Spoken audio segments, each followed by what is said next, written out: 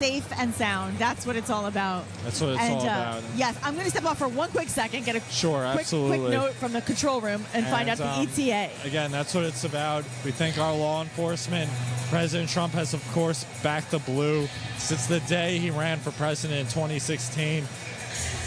Contrast with Kamala Harris, who's obviously wanting to defund the police. She was one of the loudest advocates on Capitol Hill, arguing to defund the police in the wake of the whole George Floyd riots that caused billions and billions of damages to our country, that was tearing down statues of George Washington and Thomas Jefferson and Christopher Columbus. She supported all those rioters, all those agitators. She wants to tear down our history and our traditions, and Donald Trump said no, obviously not. We want to strengthen our police. We want to strengthen our military. We want to preserve our history and our traditions. We want to make sure the left doesn't erase what was great about our founding, our heroes in the American Revolution, our founding fathers from history, because if it were up to them, we know by now they would have already done that, and they would have probably renamed this country after Kamala Harris or Joe Biden or George Floyd. That's gonna be put to an end under the next administration, because the left are Marxists, and President Trump stands for the great American values and traditions. So I have a little update. I just saw, now I don't know if this is guaranteed, but I did see an update that President Trump's new ETA is 6:45 p.m., which is only about 5 minutes away, I believe. Okay. So we are moments away now. So we are, when we say we're getting closer, we're getting much closer. Down so to the ready. final minutes over here. Yeah. Which is good. Great update. Oh, I think Alina was coming back in, Alina, right? she's coming back in, and they're bringing back some of the Trump team right now, which means he's on his way. Very exciting. You can take a look at the crowd if you guys want to see the crowd. They love all the surrogates too. Yeah, let's get a shot again of the crowd.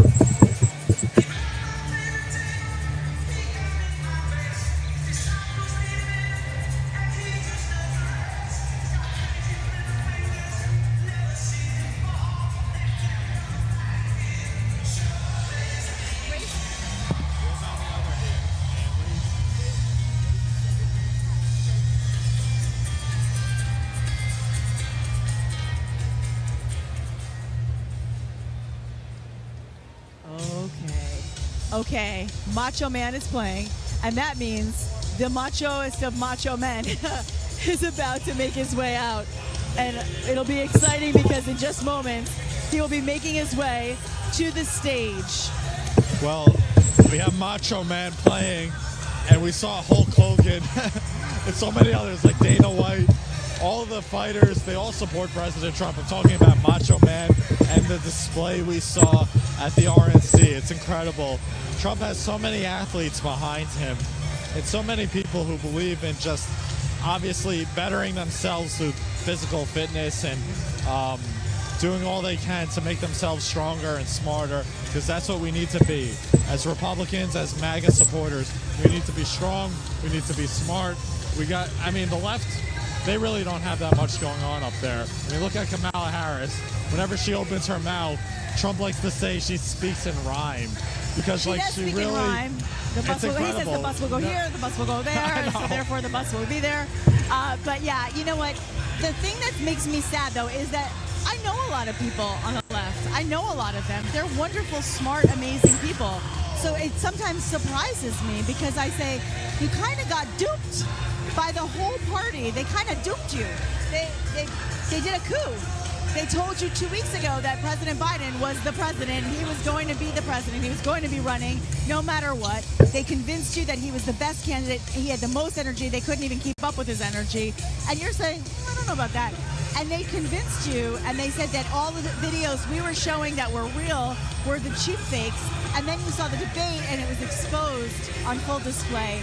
And that's when people started to wake up. And then his own party let him out the door, and he then, on a Sunday afternoon, on unofficial stationery, declared he was no longer going to be in the race.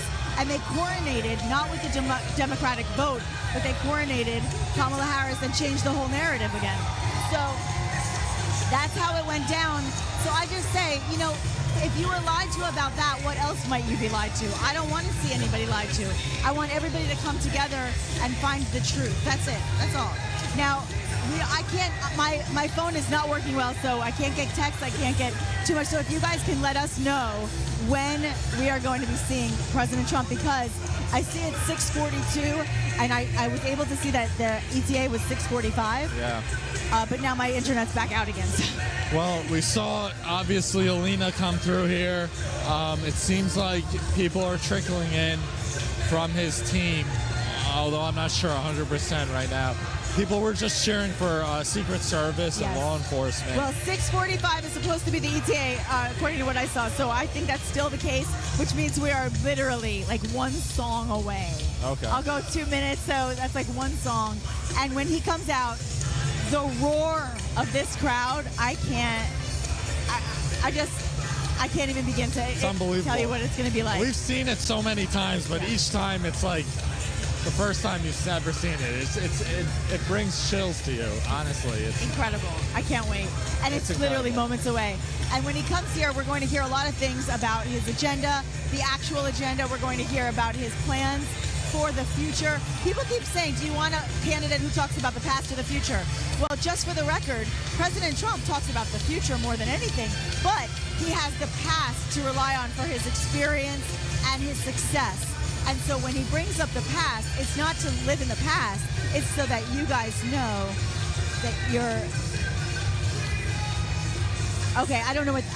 I'm not sure what that is, what you were just saying, guys. I don't even know what that is. Okay, guys. Yeah, so I think what we're going to do is we're going to just have to remember that when we live in the present and the future, it's okay to reflect on what we've done before, and that's what President Trump does. He is absolutely the party of moving forward to the best of times and bringing back all of the things that made America so great. Right. But we don't say stuff like we're looking to the future unburdened by what has been. These like she tries to sound so profound and so intelligent. I'm talking about Kamala Harris, but in reality, she doesn't have any of that. She's very cringe whenever she speaks.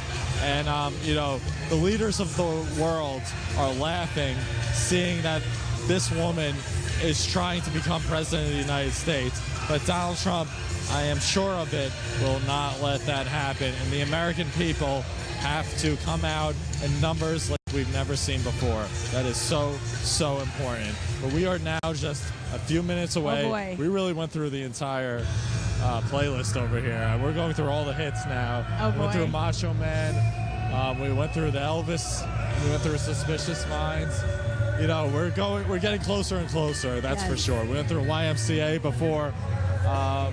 But I can't wait to hear the president speak, because there's always so much news in between the rallies, and he has, I'm sure, many updates for this audience, this crowd here in Harrisburg, and I can't wait to hear him recount potentially what he just went through in Chicago. And to also hear the full message without censorship, right? Without sound bites and narratives. And one of the things that Elon Musk actually tweeted today on X was that he said that he was on Google and he went to search President Trump rallies, I believe it was, and Kamala Harris came up.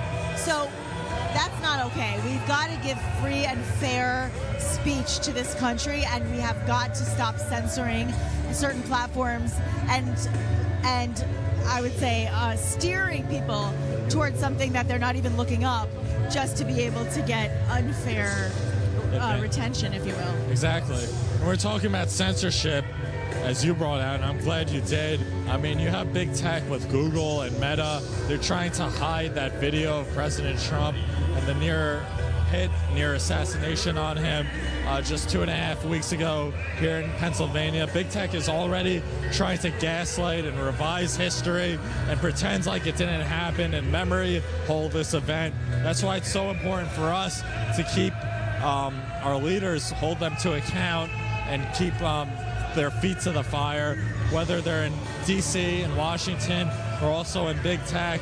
and use the platforms where we do have our voices, platforms like RSBN, Twitter, True Social, and get the word out, because a lot of people, we don't want people to fall sway to the fake news narratives out there being propagated, and they're only going to go into overdrive as we get closer and closer and closer to November. It's amazing. We're less than 4 months away. We're 3.5 months away. The DNC is a couple of weeks from now. Oh, here we go. Donald Trump is set to speak in just a couple of minutes. Yep. It's just a few. It's Could just 6:47. Yeah, I know. We're now at 6:47. And this crowd is so patient. I will say they're very patient. That's how much they love him. No one has left. Obviously, I mean, no one leaves their seats. Packed. No one has even gotten up to go to the bathroom or gotten like a They don't want to drink of miss water. the moment. They're glued to their seats, and they are thrilled to be seeing their president make a return to the Keystone State. I'm so glad to know. Of course, we're having internet issues, so we're not able to log in right now and check. But I know so many of you on Rumble and YouTube are watching RSBN. You're giving us your comments, you're sharing your thoughts, your feelings, your hopes, your excitement, and we love that. We love to go back and read the chats, and of course, we love to hear from you. We'll post some of our own photos once we get the reception to do so. I can't. Every time I text, it's not going through anything I'm doing. So later on, we will definitely do that so that you can get some perspective of what we see from our side as well. And of course, Right Side Broadcasting Network is giving you the best perspective in the house. You're getting all the views. We've got 3 camera shoot today so that you can really see perspective from every angle and the crowds from every angle. And then, of course, once President Trump comes out and makes his incredible electric speech, we're all going to be here to watch it and listen uninterrupted on RSBN. Every single seat is filled. I mean, you have people behind us as well. I'm looking at them all the way packed to the rafters. You have people on the ground. You have people right in front of the stage where President Trump will be speaking in just a few short minutes. And again, they are glued to their seats. They're waiting very attentively, very patiently, and very engaged and excited to be seeing who they believe and who all of us believe will be the next president of the United States of America. We thank also our audience at home. Yes. We know many of you log in Thank you. the night before. I mean, we look at the lobby before we even go live, hundreds of people waiting to see President Trump in this broadcast. And we had a double feature today. We had 2 big events. He's making headway all across the Midwest, all across the Rust Belt. J.D. Vance was traveling to Nevada yesterday. Yep. So we're covering coast to coast this team, this great team of Trump and J.D. Vance. And J.D. Vance, as Jack said a little earlier ago when I interviewed him, he represents obviously the American dream, and coming from a Rust Belt state, Ohio-type state, from poverty and making himself successful. Yes. That is the American story. That is the American Hillbilly dream. Elegy. Did you watch Hillbilly Elegy yet? I didn't. I watched it last weekend. But for someone to go from those situations, such extreme poverty, raised up by his grandmother, and then going off to Yale Law School, becoming a self-made businessman, senator, now vice president, all before the age of 40.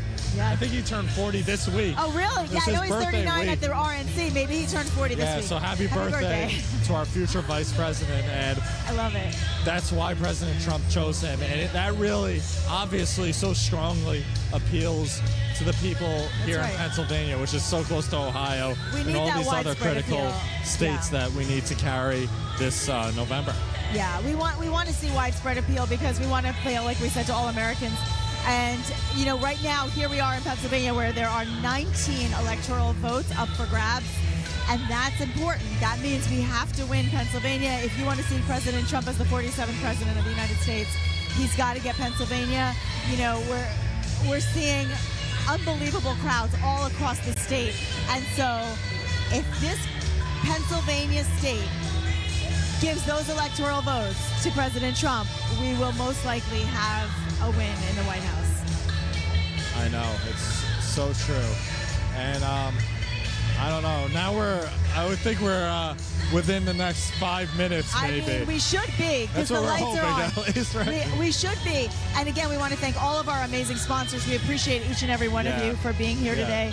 So we're just minutes away to see the 47th president of the United States of America.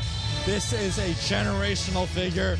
This is honestly the greatest president in this country's history. He is a world historical figure by every sense of the word. He deserves a place on Mount Rushmore. He's going to be the most remembered, the most beloved figure of our time and for all time, because what he is doing is reversing America's decline. He's the first president to say, basically, the American political class has not been serving we the people, and I'm going to put an end to that. They're not after me, they're after you. I'm the only one standing in the way. And we saw that literally back in Butler. And the fact of the matter is, he's always put the American people on his back, and he is going to do so much to reverse so much of the damage, not just over the past 4 years, but really decades of liberal, democratic, neocon, globalist policies that have done so much damage to our country and our society and our economy. That's it. You said it. And right now, I want to just remind everybody that you are watching RSBN and you are about to see President Trump take the stage. Typically, his speeches are anywhere between an hour and 2 hours. So get ready, get your food, get your popcorn, get what you need so you can watch the whole thing. This is Wednesday night entertainment at its best. And he's such a great speaker because he talks about his policies, he talks about his experience, he talks about what he's done and what we've done collectively as a nation, and then he talks about what's going to happen next. And in the process, there's jokes. Sometimes watching President Trump, I'll be honest, it's like going to a stand-up comic show because his delivery is so much fun, and he makes people laugh, and he kind of lightens the mood because it's a heavy, listen, the subject is heavy. The seriousness of what's going on in our nation is it's very serious, and we never make light of that. But there's a way to get through each and every day by finding a little levity and a little lightness so that you can find that humor to get through the day. And otherwise, it would be just too overwhelming with everything going on. And I'm sure there will be a lot of interesting things said about the other side as far as what is being said that is untrue about him. There are a lot of comments being made that I watch and I go, wait. I was at the last rally. That's not at all what he said. So be very careful about what you believe, right? Believe what you see and what you hear and what you live, not what you're told to believe. I always say that. I think that's important. And of course, we need to get this country back to great again, but we also know that once this country is back to where it needs to be, the whole world will be back at peace again as well. Very true. Come on. Let's see what's happening now. From hearing Proud to be American, I'm sure, to see them, see Lee Greenwood perform live at the RNC. Oh, they're getting a little restless now. The crowds are getting a little, they're like, no, it's been 7 hours and 15 days. They want to see President Trump. Hang tight just a couple more minutes. He'll be here very, very shortly.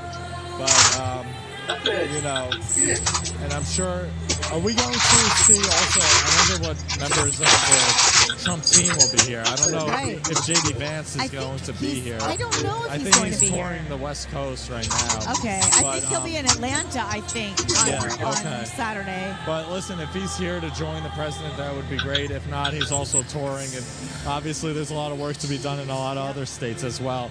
But, you know, obviously everyone is here to see President Trump. And, well, we have Representative Muser is still here. Right, exactly. Of course, Alina Habba is here. So we know that we have some of the best spokespeople for President Trump in the state here today. Right. And being in Pennsylvania, it's going to probably be a little emotional as well because it's his first time back in the state since the Butler experience, if you will.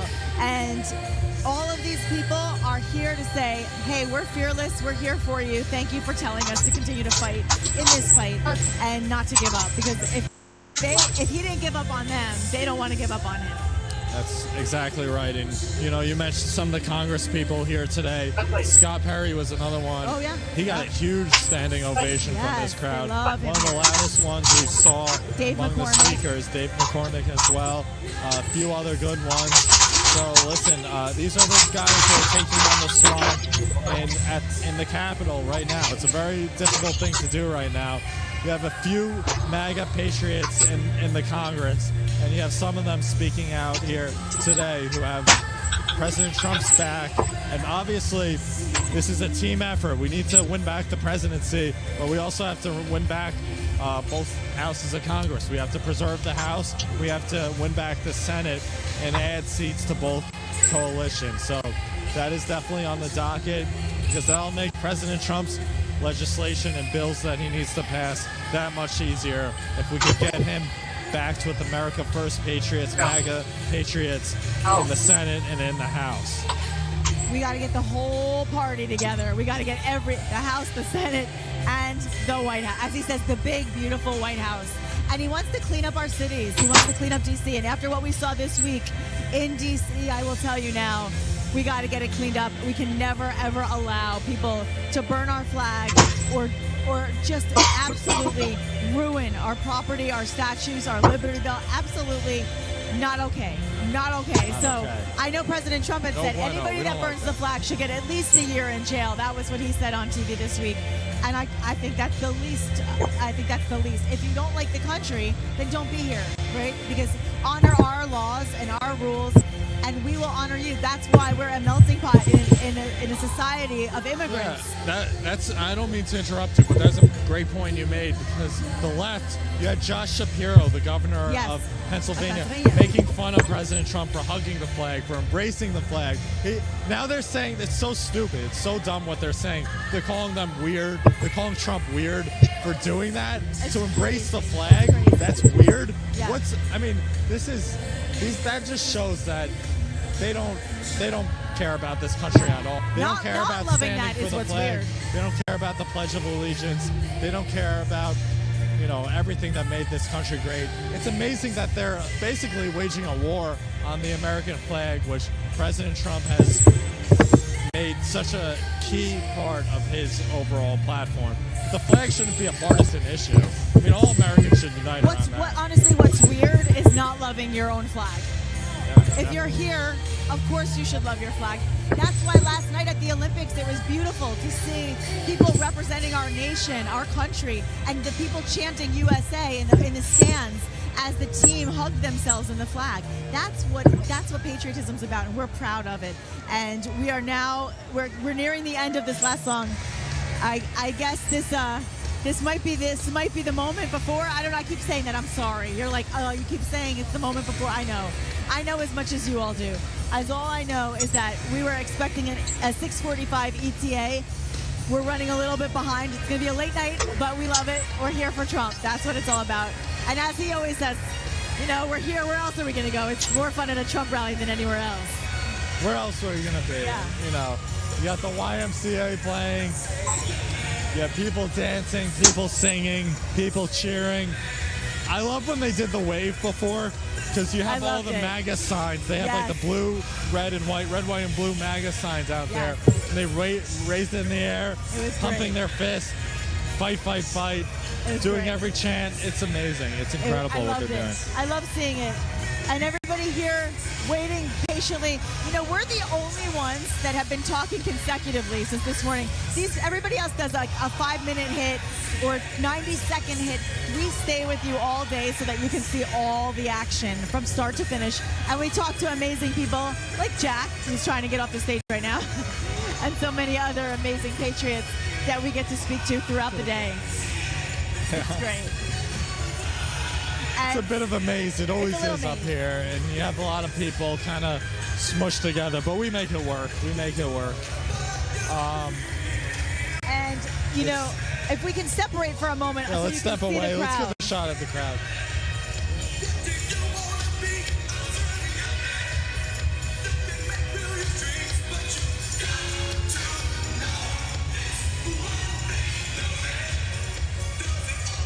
Look at all these people. I mean, they are doing the YMCA. Oh boy, I think this is it, guys. I think this is it. Ladies and gentlemen, please welcome the next president of the United States, President Donald J. Trump. And I'm proud to be an American, where at least I know I'm free. And I won't forget the men who died, who gave that right to me. And I gladly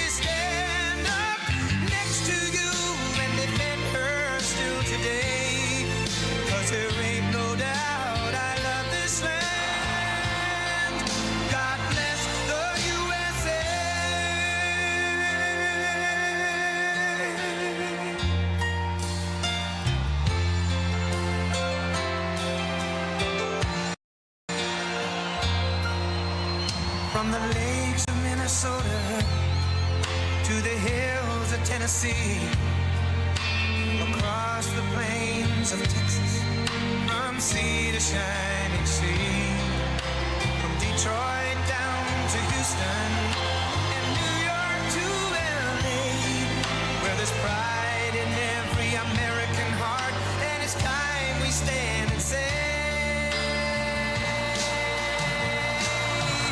that I'm proud to be an American, where at least I know I'm free, and I won't forget the men who died, who gave that right to me, and I gladly stand up next to you and defend her still today, 'cause there ain't no doubt I love this land. God bless the USA.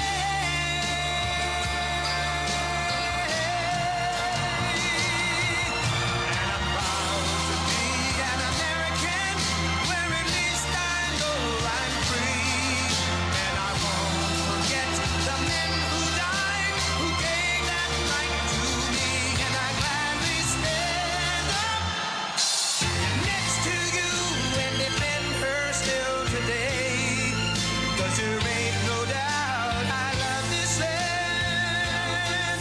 God bless the USA.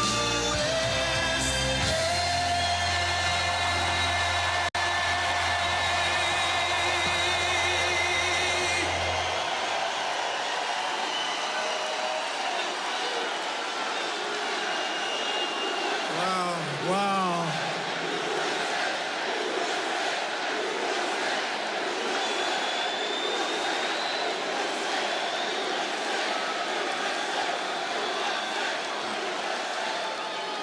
Well, thank you very much, everybody. It's a great crowd. There are a lot of people, over 20,000 people couldn't get in, and we didn't need anybody to get the people here. We didn't need a star. We didn't need a star. We didn't need some entertainer to fill it up, and then she goes on last night. In about 6 minutes, everyone was leaving. They were pouring out. We don't need that. We've got our star. You know who the star is? All of you people are the star. You're the star. And I mean that. Hello, Harrisburg. A very special hello to Pennsylvania. I'm thrilled to be back in this beautiful Commonwealth with thousands of proud, hardworking American patriots. Thank you very much. As you know, this is my first return to Pennsylvania since our rally in Butler. We're going back to Butler, too, by the way.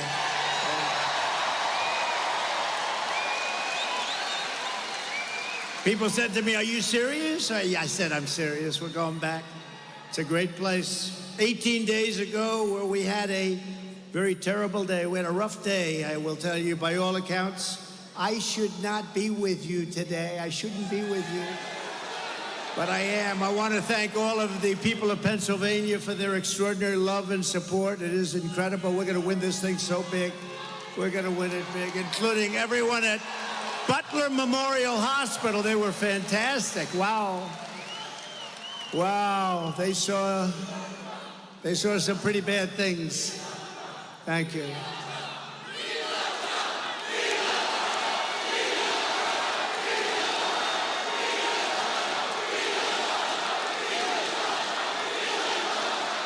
Thank you very much. No, they did an amazing job. And we have, by the way, we have the doctor. One of the great doctors was there. He worked on Corey, actually. Corey had a hard time. Corey is special. Thank you, doctor. Appreciate it very much. Great doctors. Great doctors. The job they did on David Dutch and James Copenhaver was just incredible. And as you know, they brought him back from very, very seriously wounded. They were going to be maybe not with us. It was a group of us, but they are doing really well now. They're making it. They're going to be fine. Not going to be perfect, maybe, but who is? Who is? As we get older, who is perfect? But the doctors were so great. They had two great doctors also. And most of all, we lift the our memory to the brave firefighter who was so cruelly taken from us, Corey Comparator. Corey Comparator. A very brave guy, loved by his family and his friends. He was really loved. In his last act on this earth, Corey threw himself over his wife and daughters and died, shielding them from the bullets of a very disturbed guy. Corey is a hero to all of us,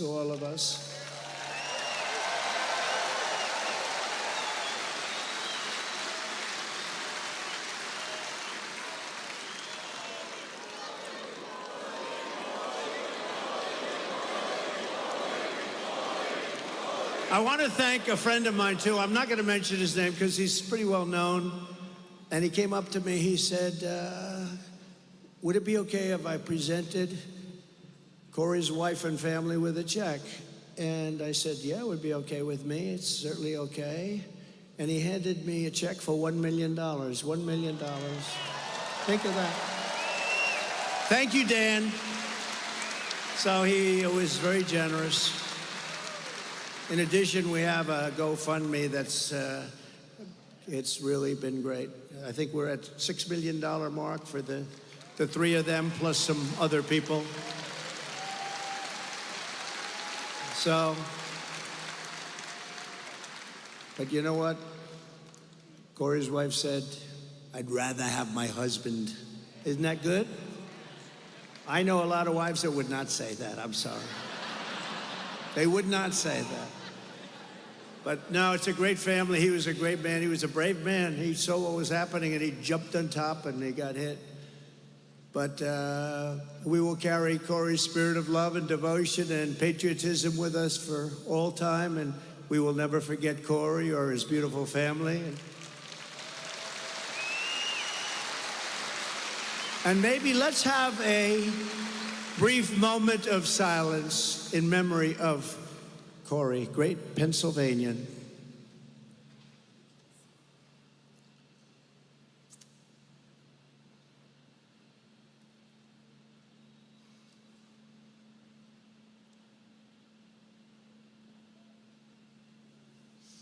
Thank you very much. Thank you, everybody. Beautiful. Beautiful. That is the most quiet I have ever heard an arena. I have never heard, you could hear a pin drop. No, it's amazing. It's a beautiful thing. In the wake of this heinous attack, we gather tonight more determined than ever. Our resolve is unbroken and our will is undeterred. Nothing will stop us on our mission to make America great again. Nothing's going to stop us. Our country is doing badly.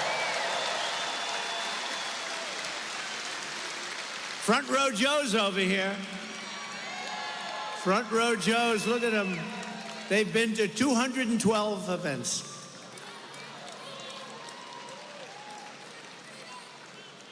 You know, I'm pretty sure we have their vote. I'm not sure.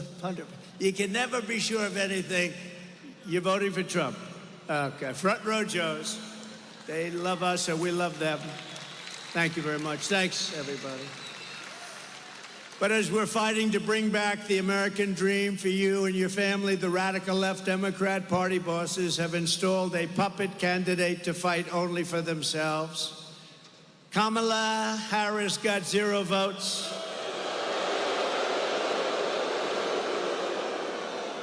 She's totally scripted, owned, and controlled by the donors and the power brokers who created her campaign and who rip off our government and make billions and billions of dollars. They want to call them up and they want to deal with her. And I didn't deal like that. I never dealt like that. I didn't need the money. I said, no, I don't want to do that. I told a lot of guys that I like and some guys that I don't like, but very rich people, I just can't do that.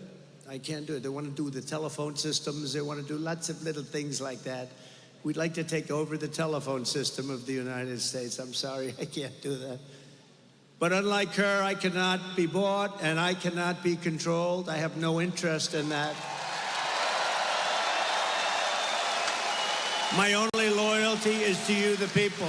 And you know that. Well, I could have had such a nice, easy life. I could be at a nice place right now, relaxing, watching the waves break in, but I'd rather be right here in Harrisburg with you. People that built our country. You're the people that built our country. I mean, some people don't like saying that, but you are indeed the people that built the country. We have, no matter where we go, we have the most incredible people. After lying to the country for years about Joe Biden's mental and physical condition, Kamala is now being given a personality makeover. Don't forget, 4 weeks ago, she was like considered the worst. Not smart, terrible, the worst vice president in history. He's the worst president we've ever had. But they were considered terrible. And all of a sudden, she's the new Margaret Thatcher. That happened, right? The great Margaret Thatcher. No, I don't think so. But you're gonna learn little things like defund the police. That doesn't work, does it, huh? You're gonna learn. Because everything about Kamala Harris rollout, it's phony and it's fake. Did you see when President Obama and Michelle called? Did you see? Hello? Hello? Yes. Yes. Who is this? Oh, this is Michelle and Barack. Oh. So surprised to hear. They got 4 cameras in front. Oh, I'm so surprised. It's on speakerphone. Listen, we just want to congratulate you on destroying Joe Biden. I mean, on winning the... Hey, is Joe Biden gonna... Was that the phoniest phone call you've ever seen? How do you think, Dan? What do you think? Dan Muser, great congressman. What do you think? Was that a phony phone call? You wouldn't do it. You wouldn't get away. In your district, you wouldn't get away with it, would you? But she's a defund the police radical trying to pass herself off as a tough on crime prosecutor. She wasn't tough on crime. She's only tough on guys like me because they want to go after their political opponents. And we won the big case in Florida. Did you see? We won it.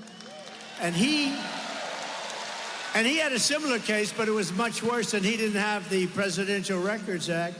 He had a similar case, and you know, the special counsel, which is basically special prosecutor, adjudged him to be essentially mentally incompetent, with poor memory, but a nice old guy. He's not old. You know, 81 is not old. I have friends that are 95 that are still. Bernie Marcus, founder of Home Depot, 95 years old, still sharp, still sharp. I spoke to him the other day. I said, I think you're smarter now than you were 30 years ago. I don't know what's going on. I said, what's going on? It's working. 81 is not old. And, but he's different. He's a bad 81. He's a bad 81. And he's destroying our country, I'll tell you. And she's worse than he is. She is actually worse than he is because she's a real radical left. He's a phony radical left. He didn't believe this stuff. He didn't believe in open borders, and she does. She wants to open your borders. She wants to have all-electric cars. She loves the all-electric car mandate. She destroyed San Francisco. But she's the architect of the border invasion, trying to pretend she's strong on border security.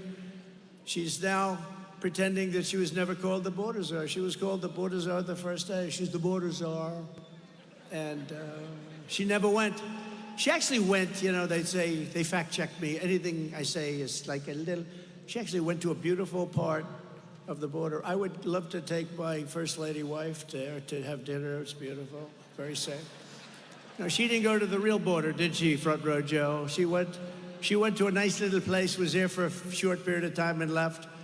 So she's never really been to the border, and she's the border czar, and our country's being invaded with people from prisons and people from mental institutions and terrorists.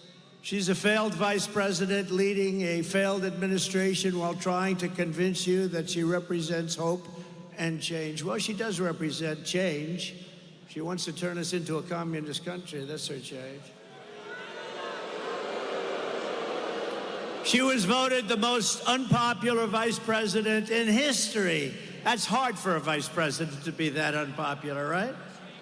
Just like Biden will go down as the single worst president in the history of our nation. The happiest man is Jimmy Carter. He's an old guy right now. He's an old guy, but he's happy because his administration is considered brilliant. Brilliant. by comparison to this disaster that we have right now. In her speech in Atlanta last night, Kamala Harris even tried to outbrand a new Southern accent. Did you hear a new accent? If I ever did that, all of those people back there, look at them, look at all those cameras. That's something. Oh, when I go through hell, I'd have a week of hell if I ever tried to do that. The contrast could not be more stark. On the one hand, you have a radical left puppet candidate who is fake, fake, fake.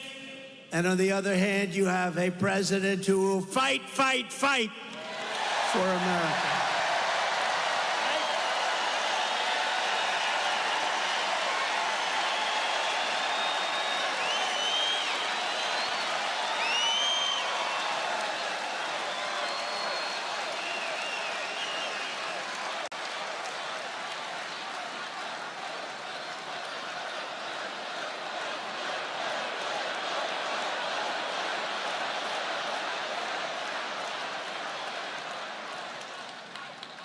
This is a hell of a big arena. How many seats is this? Looks like Madison Square Garden. This is a big, beautiful place. Wow.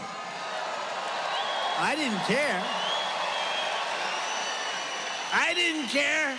Although they'd prefer that we be in an arena. I don't know why.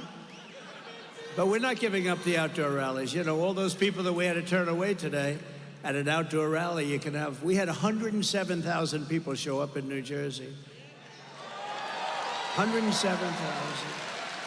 But you know, in the South Bronx, we had 25,000 people. It was like a love fest. South Bronx, tough place, but it was a lot of love. No matter how much Kamala Harris tries to change her image, she cannot change this fact. She is the most extreme liberal candidate in the history of our country by far. She's an extreme radical left lunatic. And you know, I've been saying for the last 6 months, I've been saying about politicians, because I really know politicians. Well, I've dealt with them on both sides, and you know, then I said, let's do this, you know, thank you.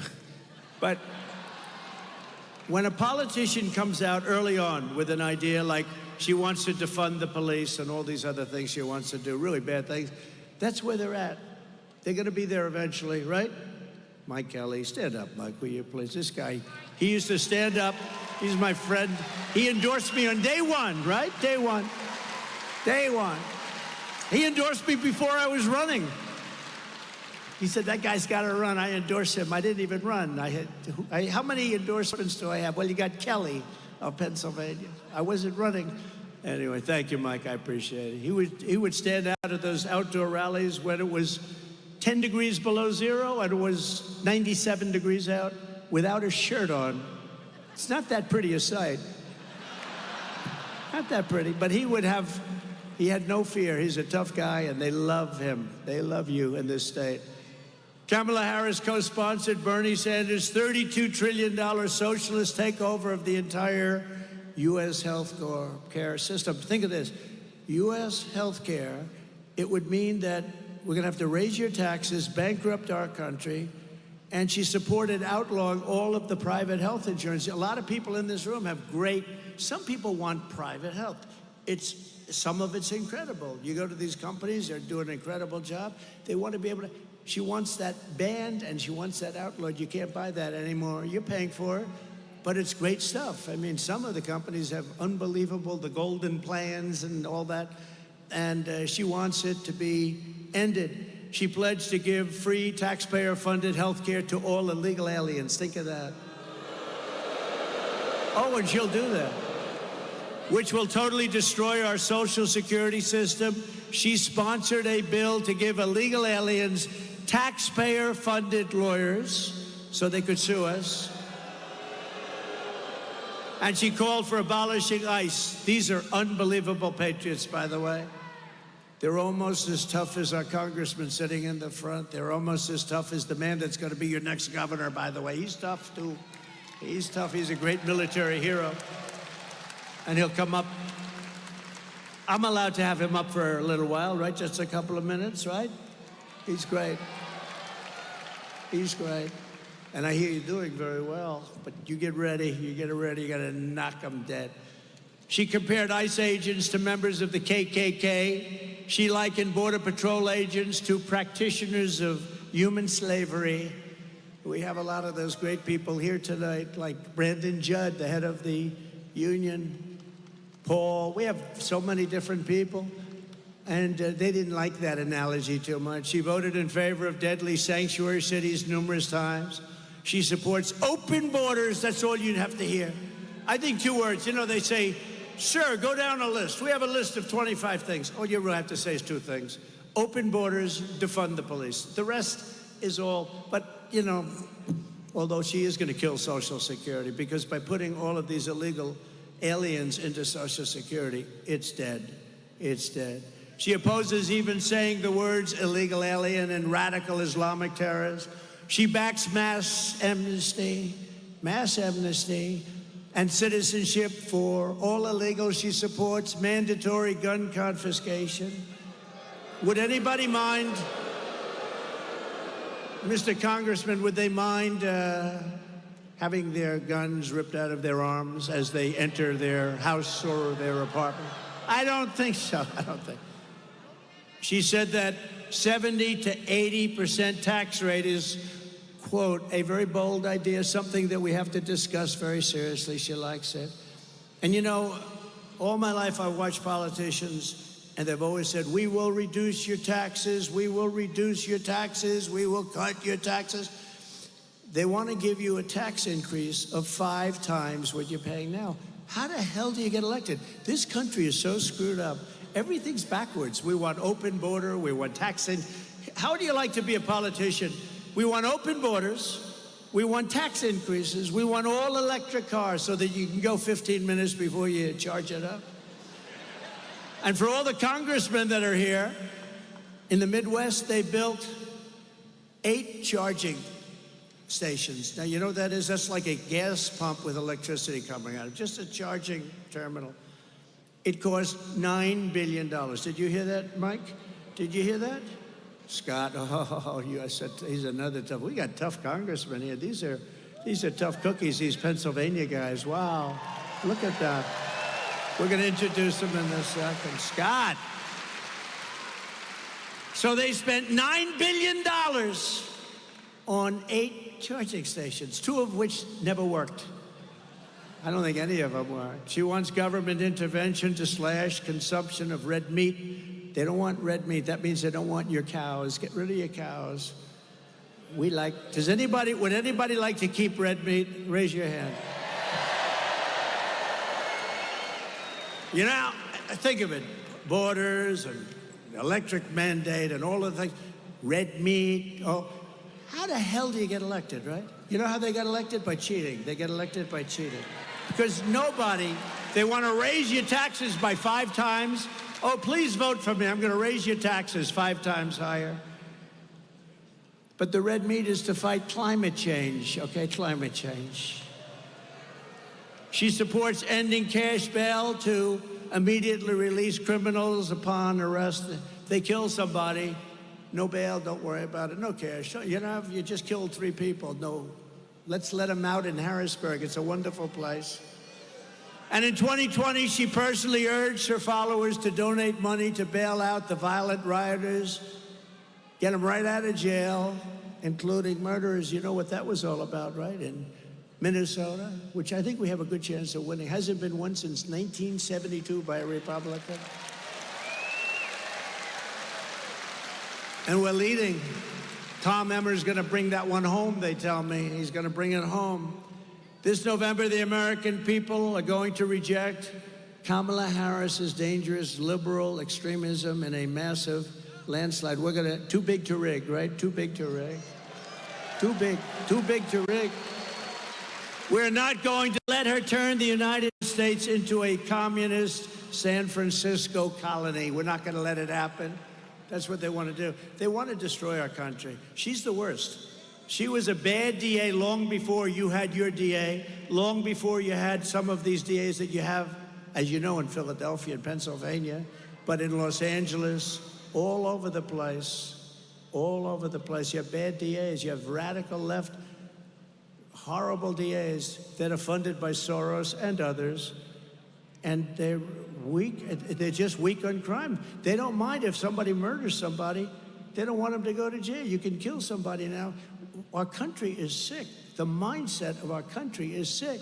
And we're not going to let her do to Pennsylvania what she did to California. She destroyed San Francisco, one of the best cities in the world, and it's in tatters. So she's a liberal from California. She ruined the state. She ruined this one of the greatest cities in the world.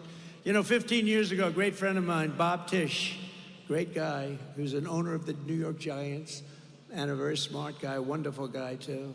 Maybe even longer, a little longer than 15. He said San Francisco is the best city in our country. And today it's a disaster, just a disaster.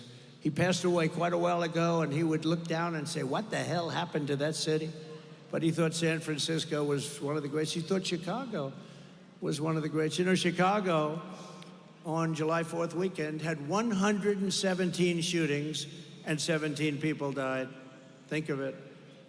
This is not even believable. When you hear about Afghanistan and the horrible job that this president did with Afghanistan, a low point, but they don't have anything like that. In one of the most astoundingly phony moments in her speech last night, Kamala Harris bragged that, quote, I will proudly put my record against Donald Trump's any day of the week. I will put it against Donald Trump. This got one of the worst records in anywhere. Well, Kamala, let's go. Challenge accepted. Are you ready? Let's compare our record point by point.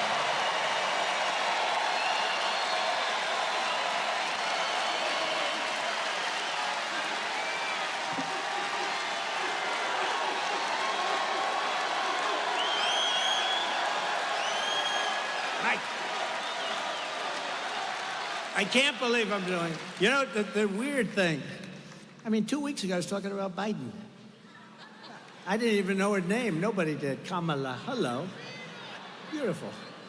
I didn't even know her name, Kamala. I heard she was a rotten border czar. That's about all I knew about her. Her only job was the border, and she never went there. But 2 weeks ago, 3 weeks ago, it was all about Biden. Then I kept hearing they were going to steal it from him, and I said, you know, it's hard to do because I understand when you have the delegates. He had all the delegates. He had 100% of the delegates. He had 14 million votes. I said, you can't really do it. But then they threatened him very strongly. They said, you're incompetent, and we're going to get you out. He just won, you know. No, they happened to be right. He was incompetent, but these are minor details. No, he just won. He had all the votes. And he could have said no, but he was afraid. And he's an angry man right now. Here's the big question I have. Will he be invited to the Democrat National Convention? Will he be invited? Mr. Congressman, I don't know. Now he will because I'm mentioning it. If I didn't mention it, he would not be invited. But now they have to invite him. But you know what's crazy, the craziest thing? So you don't mind if I go off teleprompter all the time. It's such a shame. I have these great speechwriters, they really are. Ross and Vince, they're great. They're the best speechwriters. And I hardly speak about this, but I could read the most gorgeous speech, but you may be bored to tears. No, they're beautiful. The words are beautiful. Everything's great. The sun will rise. The moon will set. The oceans will glisten. I say, that's beautiful, but I'm not sure that Harrisburg wants to hear that stuff. What do you think, Congressman? What do you think? Doctor, I don't think so. No, they are great, but I tend to go off about 75% of the time. But you know, the hard part is that 3-4 weeks ago, I was talking about Biden. He's incompetent, he's a horrible president, he's the worst president in the history of the country. Now I say she's the worst vice president, which is true. She's considered the worst. She's the most unpopular vice president in the history of the country. She did a transformation. You know, the press is very corrupt, you know that. They gave her a transformation like Houdini. That was a Houdini-like, that was a magic trick. But don't worry, she's going to fall because it's not about him or her, it's about the policies. They're the same and they're horrible, right? But they gave her so, you know, it's sort of like, I don't know if anybody watch UFC as an example. Do you watch it, right? Dana White, the great Dana White. Did you see him? He introduced me the other day at our convention. We had the greatest convention in the history of politics, in my opinion. Thank you, Milwaukee and Wisconsin, and the arena was beautiful. It was an unbelievable. But Dana White introduced me, and he heads up UFC. He's done an incredible job. But it's almost like you're having a fight between two guys, and one guy is getting beat up bad. Then he goes to a debate, right? The debate didn't work out too well. How did the debate work out for him? I don't think so good, Scott. The debate didn't work out exactly good. Then he tried to recover from the debate by going out every day, and it got worse and worse. It was a basic disaster. But it's like having two fighters, and the one guy's getting beat up really badly, and they say, all right, stop the fight. Come on out. I'll put a new one in. That's what we have here. Kamala's the new fighter. Who cares? Under my leadership, we achieved the most secure border in U.S. history. You know that, because you didn't have people sleeping on your lawn all night. We ended catch and release. We stopped asylum, fraud, coal. We got remain in Mexico. Remember that one? You think that was easy to get? I call up the president of Mexico, a friend of mine. He's a socialist, but still he was a friend of mine.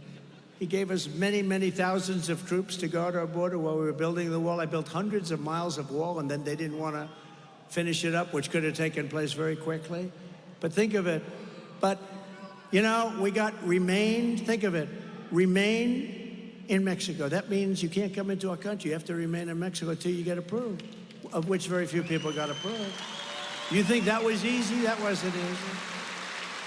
Negotiated historic safe third agreements, which are complex. I won't waste your time, but they were great.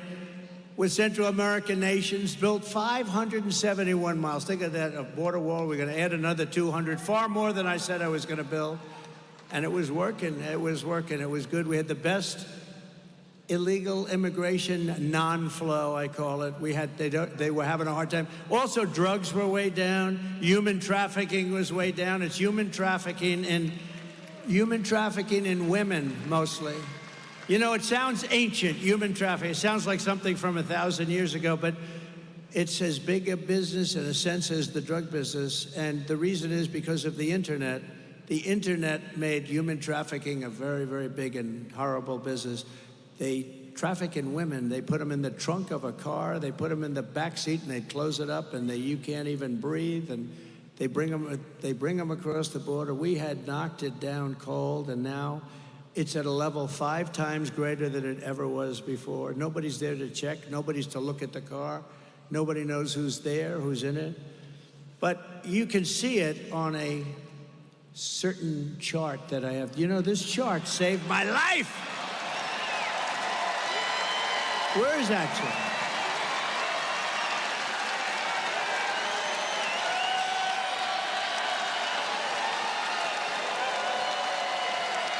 I love that chart. I'm going to sleep with that chart for the rest of my life, that chart. That chart.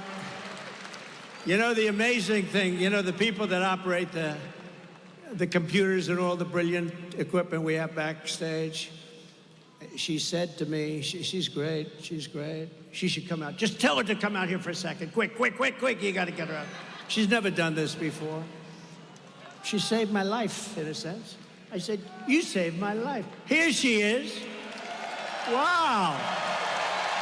Whoa.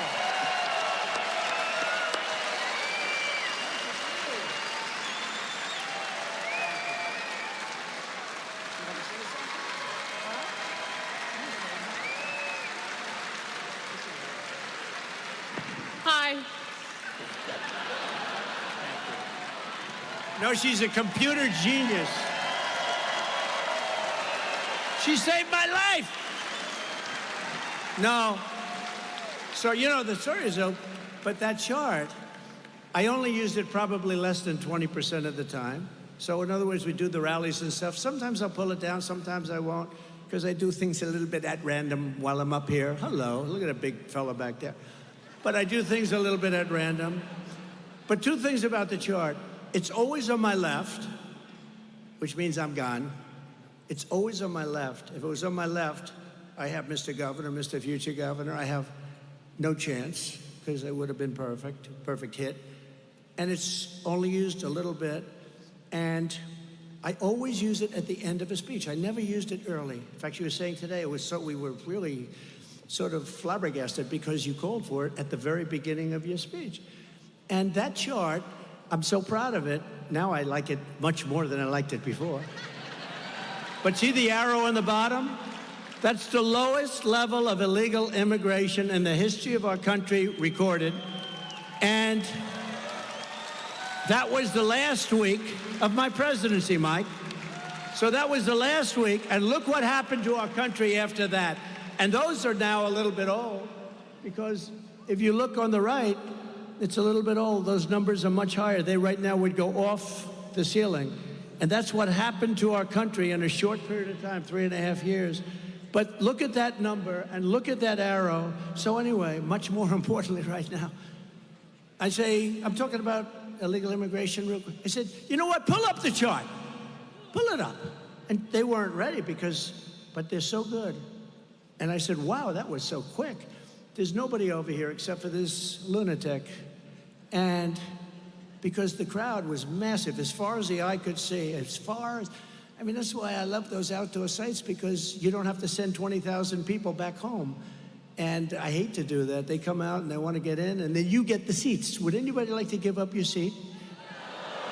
I thought you were nicer people than that in Pennsylvania. Anyway, so I say chart, and I go like this, and the chart, pew. So a couple of things. She told me today, she said, you know, the amazing thing is you always call for the chart at the end of the speech, not the beginning. So that was one factor. That's crazy. It's always on your left, not your right. It happened to be on the right this time. I don't think I've ever seen it on the right. And various other things. And if I'm here, it's over. If I'm here, it's no good. I had to be exactly, because he was exactly where that very beautiful woman in the white is, right? Stand up. That's exactly. And my son said, that's not a long distance, 100. I don't know so much about shooting, other than I'm very good for the Second Amendment, I can tell you, but I don't know so much about shooting. But I know about sports, I know about golf. He said, that's like sinking a 2-foot putt, Dad. That would be the equivalent, is that right? He actually said it might be less than that, because some people can't sink a 2-foot putt, like Biden. I would say Biden. Biden can't sink. But that's like sinking. Did anybody see the Bryson DeChambeau thing? Did you? That was cool. We had a good time. He's a great guy, great young athlete. So all these things, and you know, then you figure, what are the odds that happened, right? Where you're literally exactly there. You hadn't made the full turn. But that chart will always be my world's most favorite chart for a lot of reasons. Number one is that day in Butler, Pennsylvania. And number two is, look at those numbers. That was the lowest number of illegal aliens that we've ever had. So it really was a very important, that was a very important thing. It was done by Border Patrol. Now let's examine the record of Border Czar Harris. She inherited the strongest border in U.S. history and immediately turned it into the worst border nightmare in the history of the world. There's no country in the world that's ever had a border like this. I think the real number is 20 million people, maybe more. Nobody knows. You know, you have a thing called gotaways. We have millions of gotaways, meaning people that weren't caught, they got away. Upon taking office, Harris and Biden stopped wall construction, halted all deportations, protected sanctuary cities, ended Remain in Mexico and our asylum cooperation agreements, which are very important, and allowed a gigantic invasion of our country, bringing in millions and millions of illegal aliens at levels never seen before. Now, actually, other than that, I thought she's doing a very good job, right?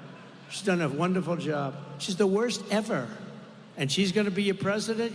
She will destroy our country. This November, the American people are going to compare these records, and they're going to tell Border Czar Harris, you have done a horrible job. You're a disgrace to our country. You're fired. Get out of here. You're fired. Get out.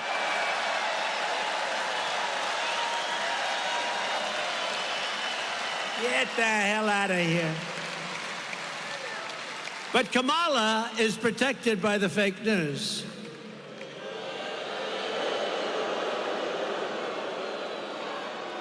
They're trying to delete everything she said. Hey, did you ever see the Unselect Committee? The Unselect Committee on January 6th, did you see where they went and deleted and destroyed all evidence? Was deleted and destroyed. So I think, Dan, you and all of my friends here, they should be indicted for that. They destroyed evidence. You know why? Because the evidence showed that we were innocent. The evidence showed that Nancy Pelosi should have had protection at the Capitol that I offered her, and they turned it down.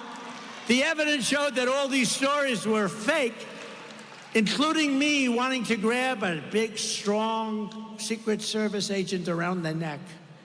Think of this. Think of this. I'm in a car.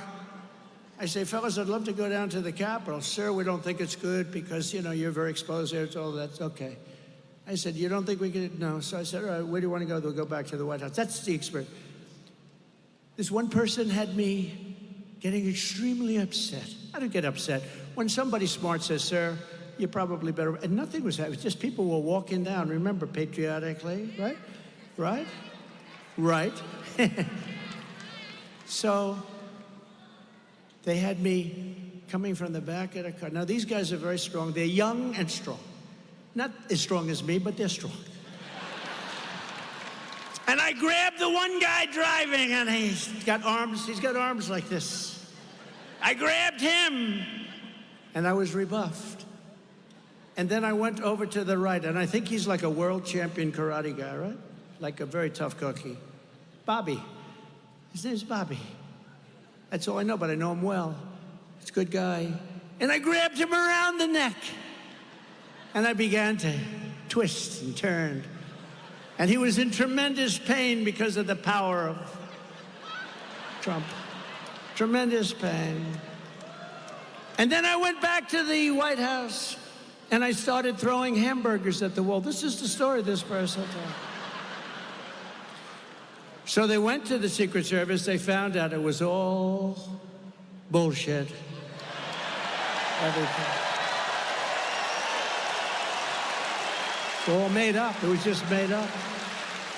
Which most people, I mean, honestly, most people would think that. You know, think of me grabbing these two strong, tough guys. That's what they do.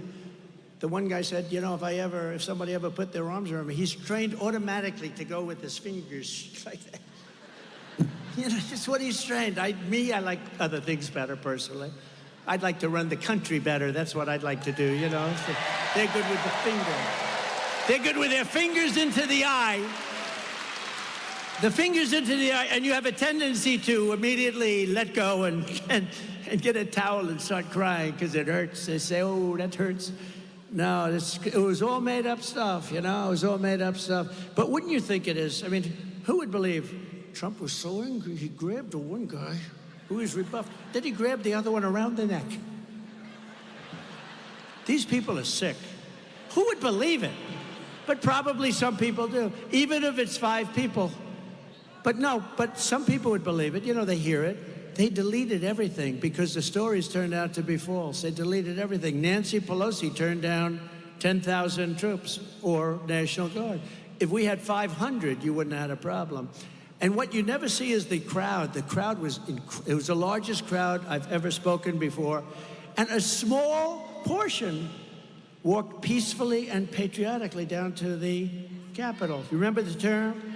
Peacefully and patriotically. He's horrible. It's insurrection. You know, if you have an insurrection, you don't say peacefully and patriotically, right, Mike? You say, let's go. No, these are really bad people. These are crooked people. And then her daughter, you saw that about a month ago, her daughter taped her saying that it was her fault. Their daughter is a cinematographer. I'm sure Nancy's thrilled. They just released a tape where Nancy is saying, this is my fault. This is during the thing because she didn't accept my offer. She said, this is my fault. I could have stopped this. Now she's trying to say, well, she didn't really mean that. No, these are bad people. They're trying to delete everything that she said over the last, think of it, this is on Kamala, it's no different. Over the last 10 years, that's controversial or bad. It's like defund the police, the fact that she was given authority over the border, that, you know, they're trying to say that under no circumstances was she even in charge of the border. And the fake news is trying to delete everything. Are you seeing what's going on? They're trying to delete everything. But you know, it's a wonderful, the internet is wonderful in certain ways. We have every single copy of every article, but they're trying to delete it. Under crazy Kamala's policies, you know, when I got hit, everybody thought I was going to be a nice guy. And they thought I changed. Remember, just before the Republican convention. And nobody thought I'd be there. You know, it's not great to be there when your ear is slightly throbbing. Let's go to the convention, darling, to the First Lady. Let's go. But I got there. Next day, I left, right? And it was the greatest convention.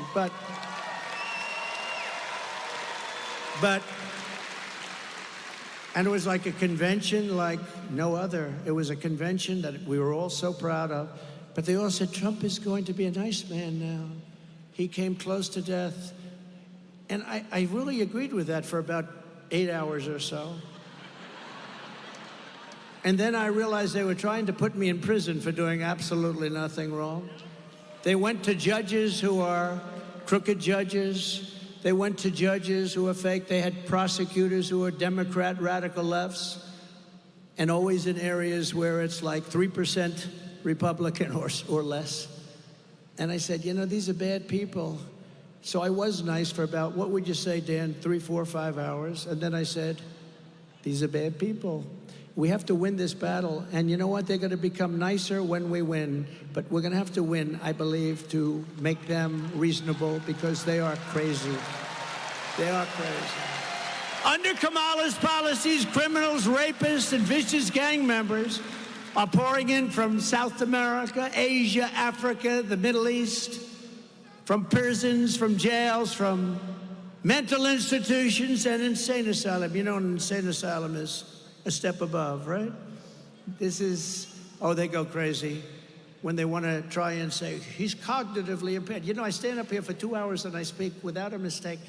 But when I say Hannibal Lecter, they say, why does he keep mentioning it? Because Hannibal Lecter was a serious psycho, right? He was Silence of the Lambs.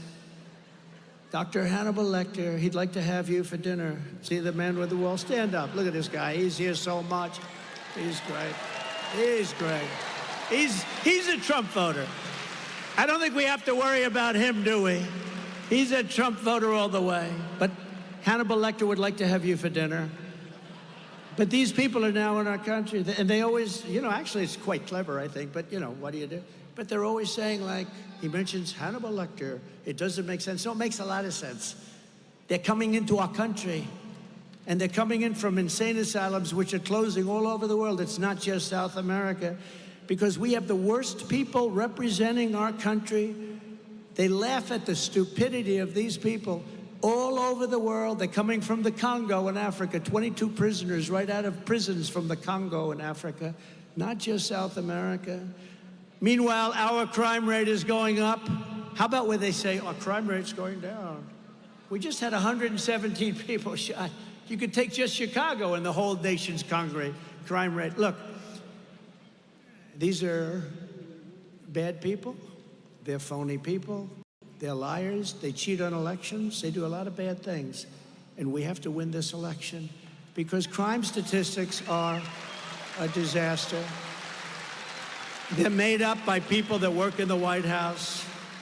And obviously the crime is getting worse, because we have probably 20 million people in our country right now, and every single day you read about one of these horrible monsters from parts unknown who raped a young girl, killed her, cut him up, uses knives, not guns, because it's a slower death. These are monsters, and we have them in our country, and we're going to deport them at a level like nobody's ever seen. We're going to get them the hell out of our country. They're going back to the country from which they came. Because we have become a dumping ground for the world, and we're not going to take it anymore. We're going to get rid of these liberal lunatics like Kamala.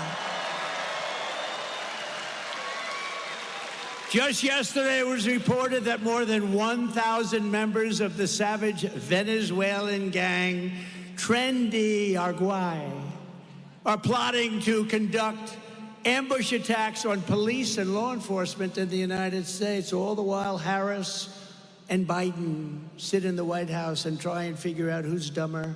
They sit in the White House. Think of it. Massive, massive numbers of Venezuelan gang members. Now, Venezuela is very smart. They sent them into our country. And then you read that crime is down 72% in Venezuela, which it is. On Sunday, in a separate incident, a Venezuelan illegal alien criminal let in the border by our border czar, Harris, shot a female police officer in Texas. You read about it. Multiple times with a rifle. Thankfully, the officer is perhaps going to survive. They don't know yet, but probably. But most victims are not so lucky. In Texas last month, 12-year-old Jocelyn Nungari was tied up, sexually assaulted, and strangled to death by two illegal aliens who Biden and Harris released into the United States. If Border Czar Harris stays in charge, every single week will bring never-ending streams of illegal alien rapists, bloodthirsty killers, and child predators to go after our sons and our daughters and our wives and our husbands. They're letting horrible people into our country. They're poisoning our country. By contrast, if I am elected on day one, we will begin the largest deportation operation in American history. And we will immediately deport all of the criminals that Border Czar Harris has allowed to enter our country. They'll be deported.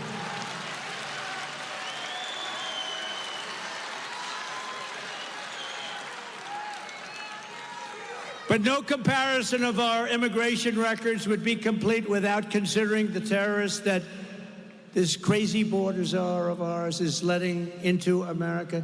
By the way, can anybody imagine her as, in all fairness, we want to be politically correct and all that, great, who cares?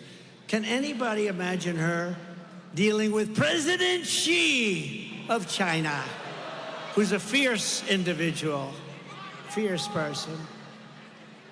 You know, she was sent to deal with Putin to keep him from invading Ukraine, which, by the way, he would have never done if I were president. Israel wouldn't have been attacked. He would not have attacked Ukraine. The recent hits on Israel wouldn't have taken place. We wouldn't have had inflation. You wouldn't have had that horrible disaster in Afghanistan. None of these things would have happened, would be respected. Again, now we're laughed at. All over the world, they're laughing at us. When I was president, terror watch list encounters at the border reached 1 year, and I don't believe it.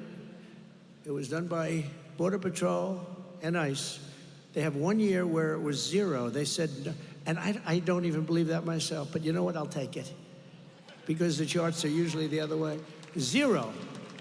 And then after, and it was part of that we just looked at, but we had zero terrorists reported coming in 2019, I believe the year was 2019. Zero. So let's say it was 10 or 20. Now it's thousands of people coming in.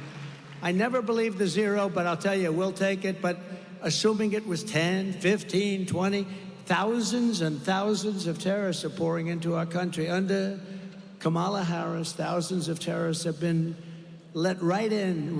And according to news reports, the Biden-Harris administration has absolutely no idea who they are or where the hell they come from. Just come on into our country. But you're going to be finding this out. You're going to have to be, you're going to have a migrant crime statistic that's going to rival anything that we've ever had. And the only thing good about these people, they're very tough people. They come out of those jails and those prisons and those mental institutions. The only thing that is really good about them is they make our criminals look like very nice people. It's true. Our criminals that we used to fear, we don't fear anymore, doctor. They're like nice people compared to the people that are coming into our country. No candidate who would knowingly keep the border open as terrorists pour across it can ever be trusted to be commander-in-chief. You can't do it. Can't let it happen.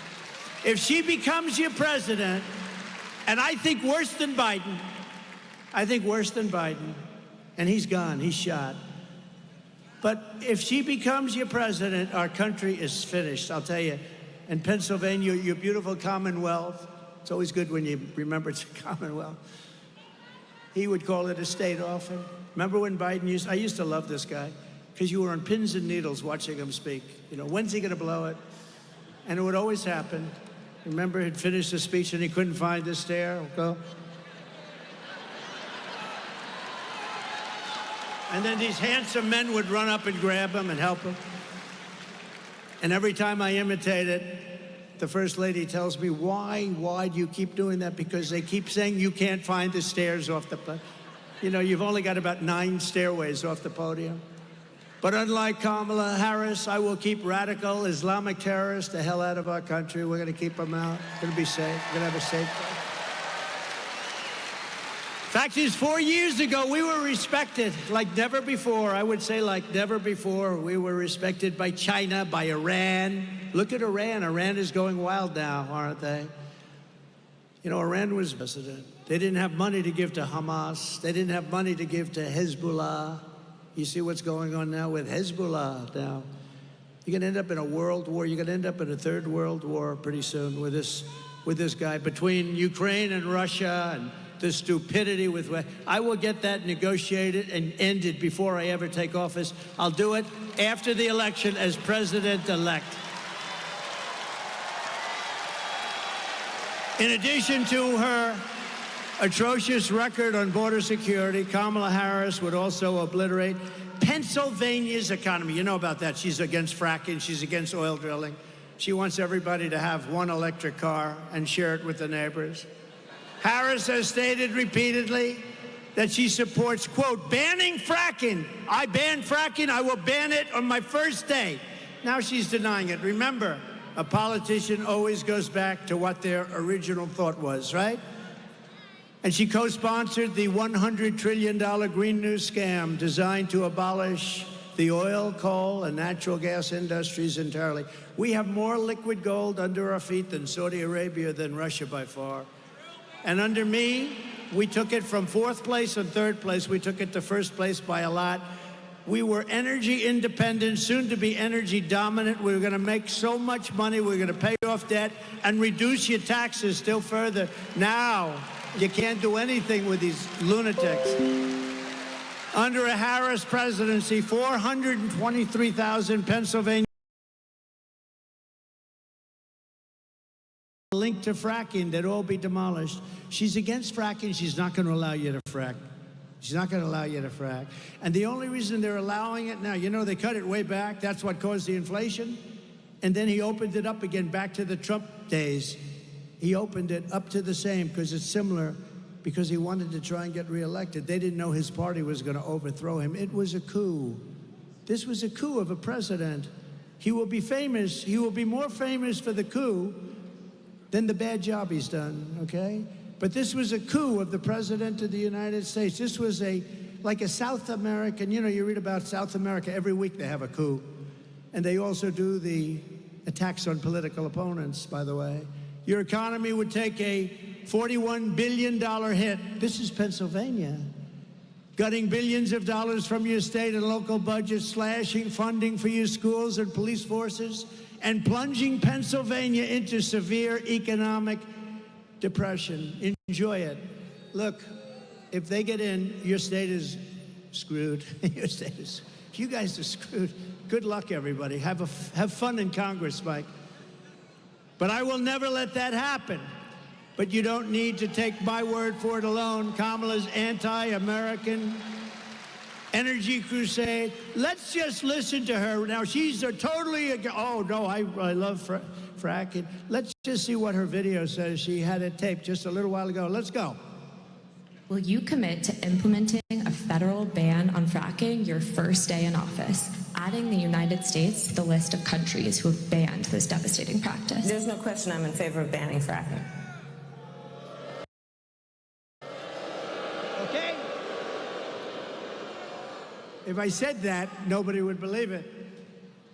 So, and that's where she is. She's a radical left person who destroyed San Francisco, and she'll destroy the country just like she did California and San Francisco. She was the leader of that pack that destroyed San Francisco. It's not only Gavin Newsom. Gavin Newsom, he's another beauty. Oh, we're doing great in the state. Everyone's leaving. We're doing great. The state's doing wonderfully. They do have wonderful weather, and it's a beautiful place, but it's overridden with crime. He's doing such a terrible job. He's a con man. You know, I watched him on the great Sean Hannity show, and he was saying like, no, the state's never done better, never done. It's all a fake. It's all lies. The state is a disaster. They're moving to Texas, Florida, Tennessee. They're moving to a lot of North Carolina, South Carolina.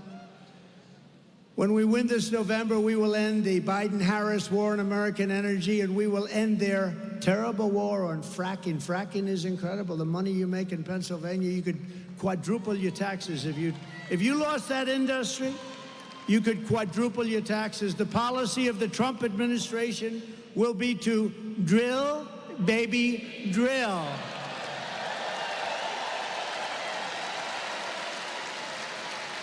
Right? Right? I will also terminate the Biden-Harris electric vehicle mandate on day one and save the U.S. auto industry from destruction. We are going to rebuild our auto industry, and the United Auto Workers are mostly going to vote for me, but, you know, they have a head of the United Auto Workers who's a fool. He's giving our auto industry to China by allowing this electric mandate to even be thought of. And again, I'm all for electric cars. There's a certain little section that wants to have electric. I can understand that, but it's a small section. They want to have gasoline-powered cars. They want to have hybrids, and they're going to have that. They don't want to stop every 15 minutes. They refuse to stop. You know, I have a friend of mine got an electric car, and he was used to driving from Kentucky, great state, to Washington, and he'd drive, and, you know, he'd drive it. That'll be it. Now he's driving it. He had to stop 6 times. He said, what the hell is going on? He thought it was good for the environment. It's not good for, you know, he's a idealistic kind of guy. I think I'm going to do something good for the environment. He got rid of that thing so fast, your head would spin. And it's great if you want to go to the candy store and back. Then you plug it in your garage. It's no wonder the Democrat Party and their thugs are so desperate to stop us. They know that we are the only ones who can stop them. The only ones. You know, this is a movement, Make America Great Again. This is a movement the likes of which no country but our country has never seen before. MAGA. MAGA! No country's ever seen anything like it. Remember when Biden would get up, we will stop MAGA. He had no idea. I said, Joe, do you know what it means? No, not really. No, it means Make America Great Again. We don't want to stop it. All of their persecution is only happening because I am running for president and leading big in the polls. Oh, if I wasn't, I wouldn't have any of these lawsuits. Oh, they wouldn't be suing me because I'm breaking their ass also. They wouldn't be suing me. They're doing this because I'm running and I'm leading by a lot. We're leading by a lot in this state, by the way, in this Commonwealth. We're leading by a lot in our Commonwealth. The radical left Democrats rigged the presidential election in 2020, and we're not going to allow them to rig the presidential election of 2024. We're not going to allow it to happen. And every time the radical left Democrats, Marxists, communists, and fascists indict me, I consider it a great badge of honor. Thank you very much. Because I'm being indicted for you. Did you like my mugshot? Did you like the mugshot? Lovely. My father's looking down, my mother and father, they're looking down because they're definitely in heaven. They made heaven. They're great. They're looking down, they said, I can't believe my son took a mugshot. This is unbelievable. But it's the #1 selling mugshot in history. It beat Elvis, and it beat Frank Sinatra. Did you know that? Frank Sinatra had a big one. Did you know he got arrested for something? And I think Elvis had a fight at a gas station or something. But Elvis was one, Frank Sinatra was two, and I'm proud to admit, and I'm proud to tell you that you have made mine bigger than both of them by a lot. It's the biggest selling mugshot ever. And I still haven't figured out whether or not I'm happy about it. I'm not sure.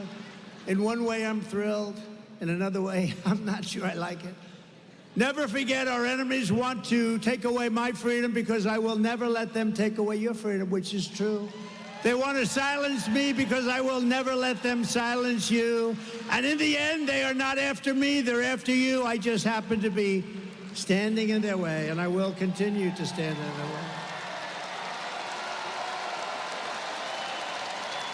I will always be here. I'll be here. I don't know. I'm getting tired of protecting you, but I love it. We're going to protect you. We're going to go. And soon you won't need protection because soon you're going to have a great country again. It's true. You won't need protection. The country will protect you. But think of it. I say this to... I got indicted more than Al Capone, the great Al Capone. Can you imagine? Al Capone, Scarface, the meanest man you've ever met. I have him beat.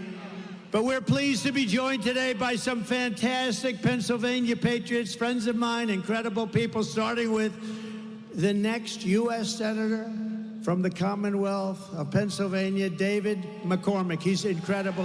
Come up. David, come up here. Come. He's a military hero. And honestly, you know, your senator, I don't think I ever met him in 4 years. Nobody knows who he is. It's the weirdest thing. It's almost like, how do they keep getting elected? You got to elect this guy. He's a war hero. He's a national hero. He's a brilliant man. He went out, he made a fortune and all that stuff. That's a good thing, not a bad thing. It means he's smart, right? Do we agree? It means he's smart. You guys didn't make that much, but you're very smart anyway. But David has been a friend of mine. He's an incredible man and respected all over the place. And you know, you have one chance to get a guy like this in. A lot of people, after watching my experience, they're not doing this anymore, are they? So I'd like to introduce Dave McCormick, a great guy. Hopefully he's going to be your next senator. You're going to win, and you're going to win big, David. Thank you. Thank you, President Trump. Thank you so much, all of you. And listen, in Pennsylvania, we know, Mr. President, this is the most important election of our lifetime. We know it. And we also know that this is ground zero, which is going to put you back in the White House and a majority in the Senate. Right here, sir. Right here in Pennsylvania. And I want to welcome you back to Pennsylvania after Butler. We're so glad you're here, sir. Thank you. Thank you for being here. And I want to say what you all know, which is this is an incredibly important choice because we can continue to have the failed, horrible policies of Biden, Harris, and Casey. And I say Casey because he votes 98% of the time. That destroys our economy, open borders, the fentanyl crisis, crime, the war on fossil fuels. But it only gets worse. It only gets worse under Harris, Casey. It only gets worse. And that is why we need strong leadership, common sense leadership. And when I go on the campaign trail, Mr. President, the thing I hear that people want most is strength. And I tell them, listen, I'm a combat veteran. I'm an Army wrestler. And when I was standing there in Butler and saw those bullets flying, and I've seen people get shot at before, and you came up and put that fist in the air and said, fight, fight, fight.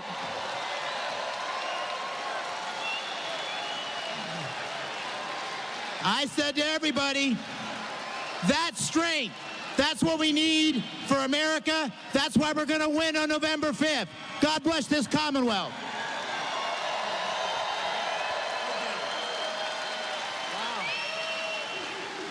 Wow. That's great. You know, David, it is true. David was in Butler, and he was sitting exactly there. And you know, Corey was sitting right behind him. Can you imagine? Corey was killed. He was sitting right behind David.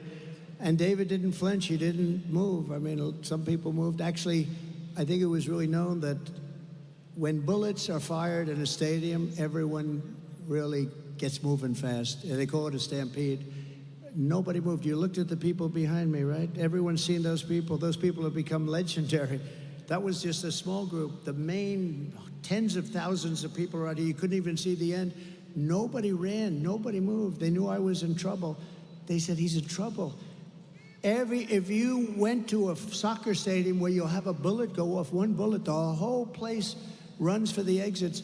Nobody ran. And how about the man behind me with the black outfit and the green floppy hat? He's like this. David, did you see him? He's looking, right? Where? Get up here. Is that him? Yeah, that's... Wow. That's great, huh? Well, you're good. You can be in a foxhole with me anytime, man. Wow. Thank you. That's great. That was a hell of a day, huh? But there were a number of them back there that were just brave. Everybody. There was nobody that fled. I think nobody fled, right? They were brave people, and they were looking, and they were pointing. They saw it. They were pointing. It was incredible. And one of these crowd control people that came in afterwards said, they've never seen it where bullets are fired. And I'll tell you something. David was standing and sitting right, literally, the bullets were going over your head. They were going over my head, too, the second group. But you weren't a flincher either, were you? You weren't. And Corey, right alongside of you, right behind him. And you got to vote for this man. He's a hero, and he's a great gentleman. He'll be a great senator. And it's time for a change. Time for a change. I mean that. A vote for Dave McCormick is a vote to seal our border, stop migrant crime, defeat inflation, bring down prices, and defend Pennsylvania energy. You have to defend your energy. They will not allow fracking. If they got in, her first move will be to end fracking all throughout the United States. Dave is running against truly not a good member. I don't like to be disrespectful. He's been there a long time, but Bob Casey is a stiff. He's a stiff. Nobody knows who the hell he is. I don't think I've ever gone to a meeting where he's been in the meeting, Mike. Mike has been in the meeting. Dan has been in the meeting. Scott is at too many meetings, right? No, I don't think I've ever been to a meeting where Casey's even been there. And I've been to a lot of meetings with a lot of senators, but, you know, he just sort of goes along year after year. His father was there, he's there. We want to have a great warrior. Dave, good luck. Good luck. Thank you, Dave. Vote for him. We're pleased to be joined today by some really fantastic people, some, I would say, truly great warriors. And if you could, maybe Congress people, just stand up, right? Just stand up.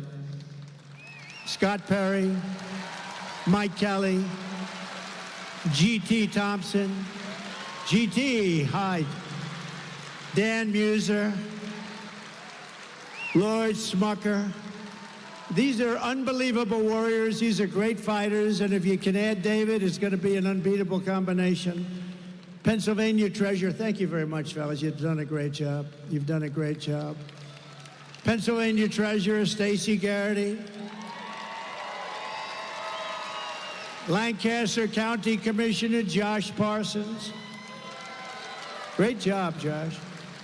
Jim Worthington, who's a fantastic man. Thank you. Thank you, Jim. Nice to see you. And two people that are amazing, very talented, very incredible people. One is a spokesman for a lawyer, by the way, but a great spokesman, truly committed to make America great, and me, but truly committed to make America great, which is more important than me, more important. I mean, it's just something special. She has been an incredible person going around and letting people know how important our country is, how we love our country. Alina Habba. Alina, stand up, Alina. I didn't know she was going to be here today.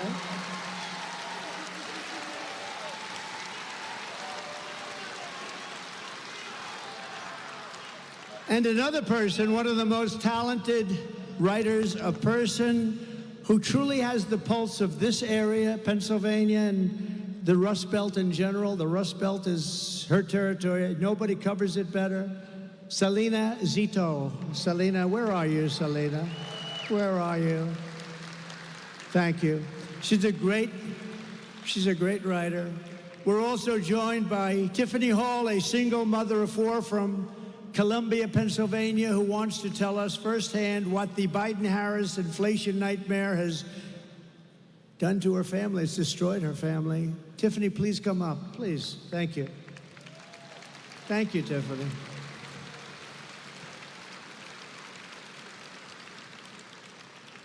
This is happening all over America because of inflation, by the way. Thanks, Tiffany.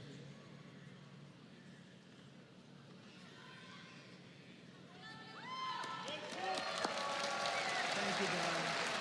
Go have fun. Oh, that's okay. Go, you go. Thank you very much. So, gas prices are just astronomical. Being able to afford anything for my children anymore, like sports, is just kind of out of the question now. When President Trump was in, I could do these things with them. Since then, I've not been able to. I can't put them into sports. I can't go on extravagant vacations anymore. We can go to free parks around here. I miss it. I miss when we didn't have to pull out of our pockets for things. I'm hoping we can get back to a point where I'm financially stable. You will. And others, I know I can't be the only one. We're all going to the gas pump and be like, man, here goes the last of what I have.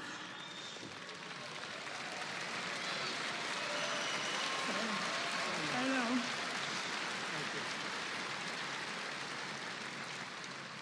I would like to be able to go into a grocery store again and not have to put something back or say, nope, we can't do a nice cake from the bakery. We have to try and do one from home. So I really hope and pray that we can make America great again and get you back in office. Thank you.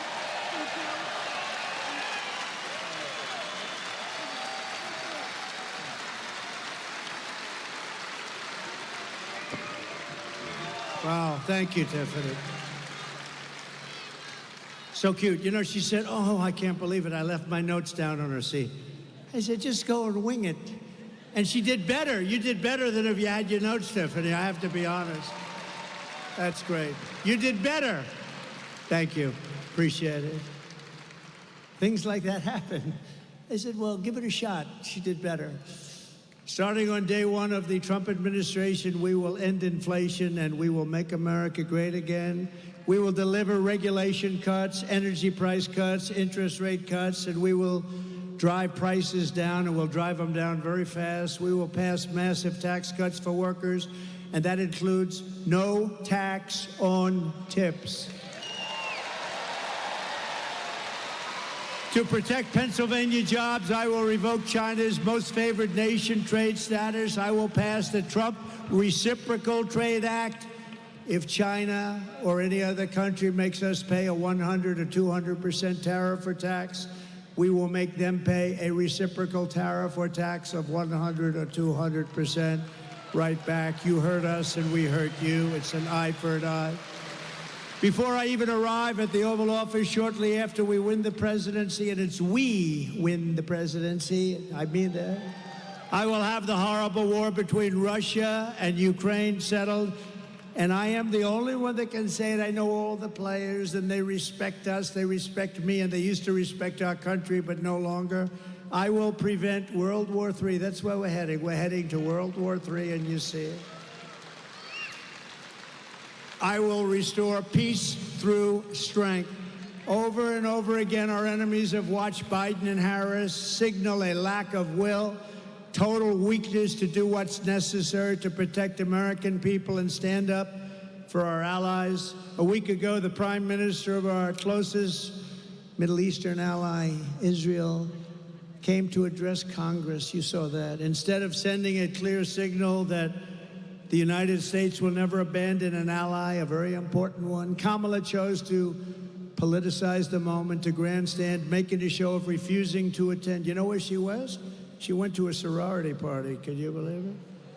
Even though it was her duty as president of the Senate to be there, it was her duty to be there.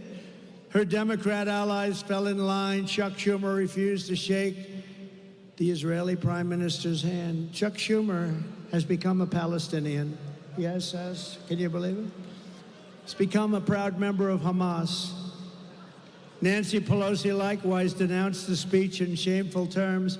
You know, 15 years ago, Israel had the strongest, most powerful lobby in this country. Now it's almost the opposite, with AOC +3 and all the people, the enemies of our country in a true sense. But they are, and the enemies, when they saw these people abandon Israel, they took note.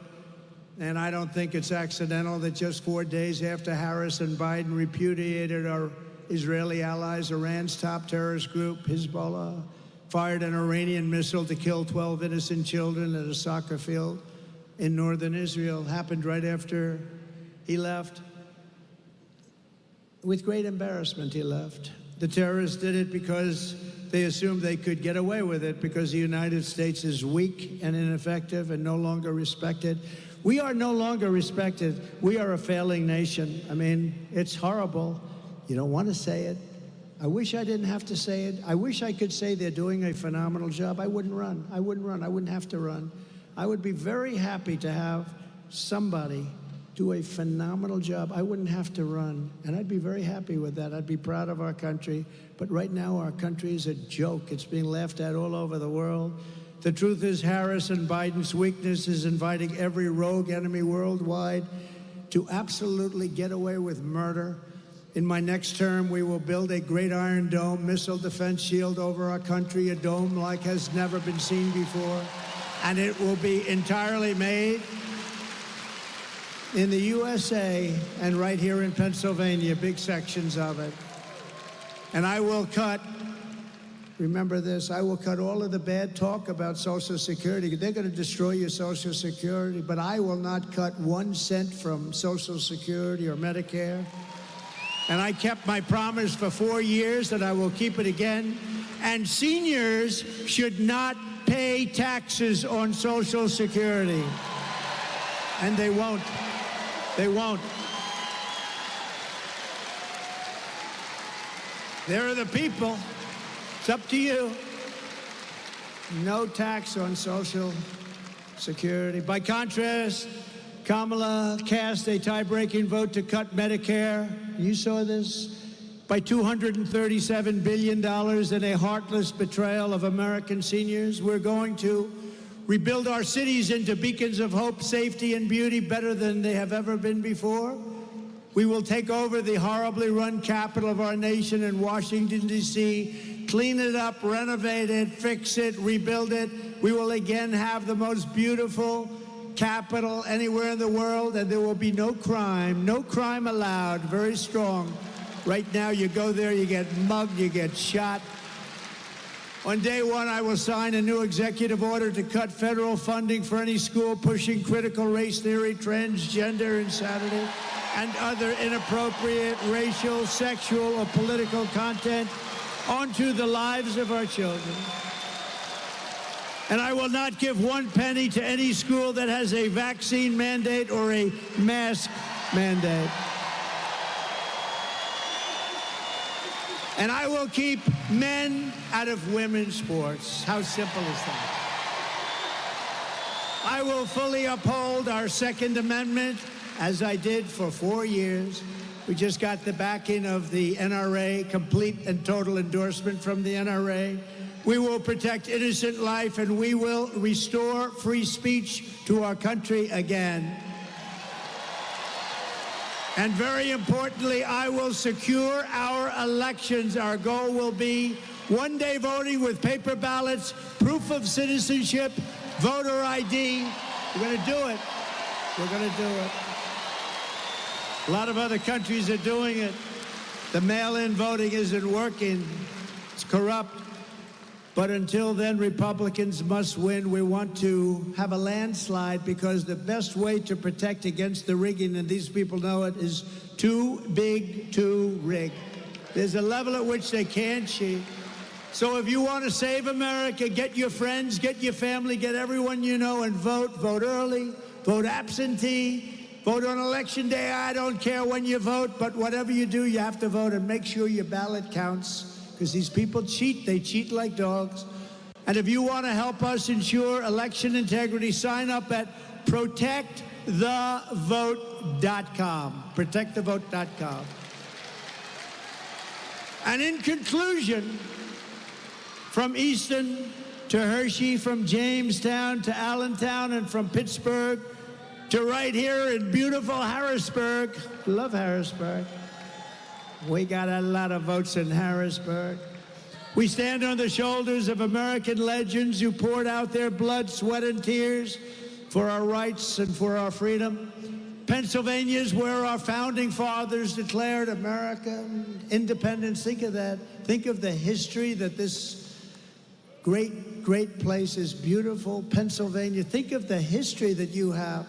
It's where the Army weathered its brutal winter at Valley Forge, where General George Washington would never taken his name off any buildings they'd like to. When they want to take Washington, Lincoln, and Jefferson off, it ain't gonna happen.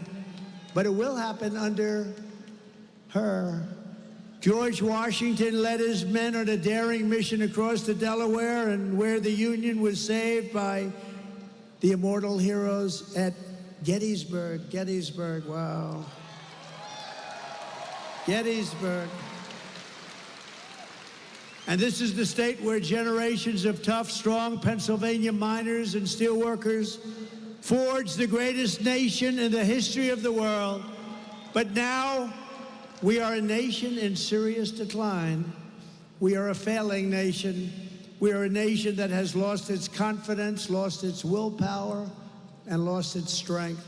We are a nation that has lost, quite simply, its way. But we are not going to allow this horror to continue. Less than 4 years ago, we were a great nation, and we will soon be a great nation again. Soon be. With our leadership, every disaster Joe Biden and Kamala Harris have created can be fixed and be quick, very quickly. We're going to do it so quickly. Remember, I used to tell the story, we're going to win, win, win, right? We're going to win so much, you're going to get tired of winning. We're going to win. We're going to start winning. Please, please, Mr. President, we're winning too much. We can't take it anymore. We're going to win, win, win. Every problem can be solved and every wrong can be rectified. By this time next year, America's borders will be strong, sealed, and secure. Inflation will be a full thing of the past. It will be in full retreat. Our economy will be roaring back. Optimism will be surging. The American dream will be thriving again for citizens of every race, religion, color, and creed. Law and justice will reign all throughout our land. Freedom will be restored. The flame of liberty will be burning bright. Joe Biden and Kamala Harris, the worst administration in the history of our country, will be a fading memory of the past, and our great silent majority, including the once forgotten men and women of our country, will be the ones shaping America's magnificent future when I am the 47th President of the United States. Because we are all Americans, and together we will show November 5th to be the most important day in the history of our country. We are one movement, one people, one family, and one glorious nation under God. And together we will make America powerful again. Make America wealthy again. Make America strong again. Make America proud again. Make America safe again. Make America free again. And we will make America great again. Thank you, Pennsylvania. God bless you. God bless you. Thank you. Thank you. Thank you, everybody.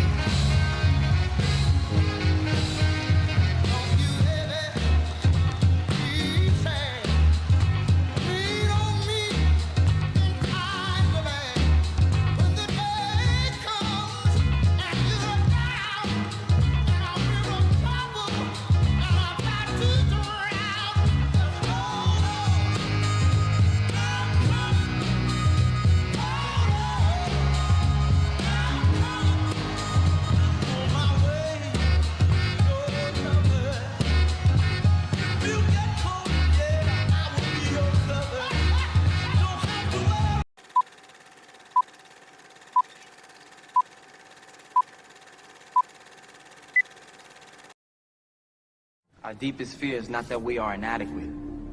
Our deepest fear is that we are powerful beyond measure. Beyond measure.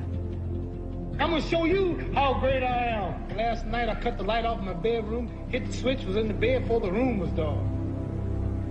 I'm gonna show you how great I am. Only last week I murdered a rock, injured a stone, hospitalized a brick. I'm so mean I make medicine sick. I'm gonna show you how great I am.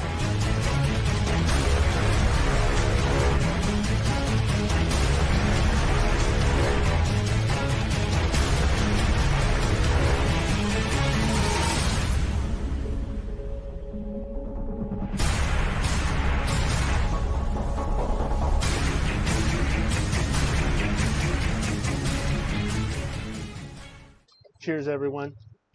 Thanks for hanging out. If anyone's still here, Xbase 720-72 cents. That's 722-368 or 720-722-3687.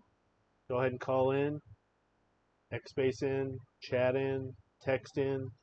I want to hear your guys' 2 cents on the rally we just watched. Cheers, everyone.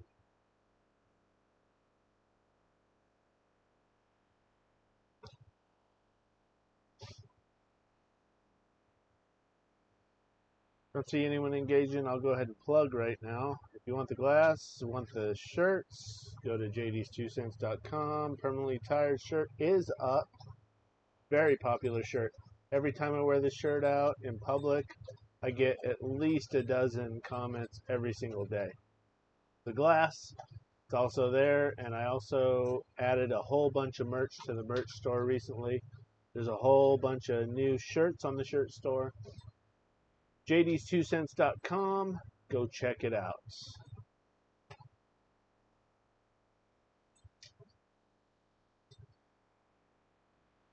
Okay, I don't see anyone engaging. I'm well past my time tonight, so I'm going to knock off. Enjoy dinner. Enjoy time with my fur babies. I'll see you guys on the flip side. Thanks for watching tonight. Cheers, everyone. God bless America.